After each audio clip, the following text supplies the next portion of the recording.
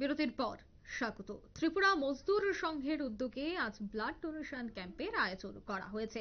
জানা যায় ভারতীয় মজদুর সংঘের উদ্যোগে ত্রিপুরা প্রাকৃতিক গ্যাস মজদুর সংঘের উদ্যোগে এই মেগা রক্তদান শিবিরের আয়োজন। শহীদ ভগৎ সিং যুব আবাসে উপস্থিত ছিলেন ক্রীড়ামন্ত্রী টিঙ্কু রায় সহ দেবশ্রী কলের সভাপতি বিএমএস এর। অন্যদিকে তপন কুমার দে অর্থাৎ সাধারণ সম্পাদক বিএমএস এর।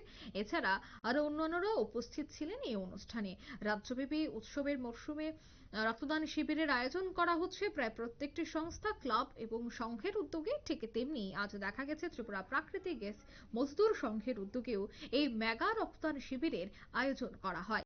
সে বিষয়ে কি বলছেন ক্রীড়ামন্ত্রী টিঙ্কু রায়, শোনাচ্ছি। চা বাগান যেখানে সবচেয়ে বেশি শ্রমিকরা থাকে, সেখানে কি হয়েছে, শ্রমিকরা সত্যিই শোষিত ছিল। আমাদের রাজ্যে চা বাগান গড়ে উঠেছে 110-11 বছর আগে, রাজাদের আমলে শুরু হয়েছে চা বাগান। আমাদের ত্রিপুরার যে পূর্ণ রাজ্যের মর্যাদা পেয়েছে 50 বছর আমরা পার করে ফেললাম। 50 বছরে 51 বছর হয়েছে আমাদের পূর্ণ রাজ্যের মর্যাদা পেয়েছে আমাদের রাজ্যে।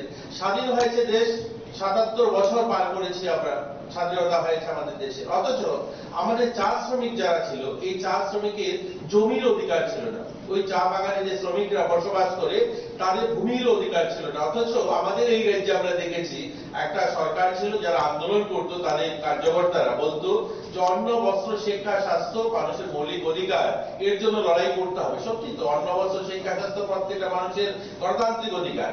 কিন্তু ওই মানুষগুলো, ওই সরকারটা 35 বছর থাকার পরেও ওই শ্রমিকদের জন্য 1 ছটাক জমি দেওয়ার ব্যবস্থা করেনি।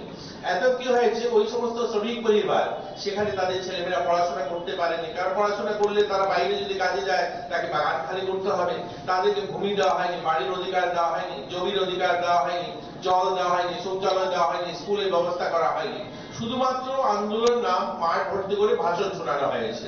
নেতারা বক্তব্য দেবে, মাঠ ভর্তি করতে হবে, সেখানে মানুষ চাই, বাগানে ট্রাক্টর পাঠিয়ে দেবো, বোঝাই করে নিয়ে চলে আসো, লরি বোঝাই করে মানুষগুলোকে নিয়ে এসো, মাঠ ভর্তি করো, আর লড়াই সংগ্রামের স্লোগান দিয়েছে, লড়াই করতে হবে, লড়াই লড়াই লড়াই চাই, লড়াই করে বাঁচতে চাই।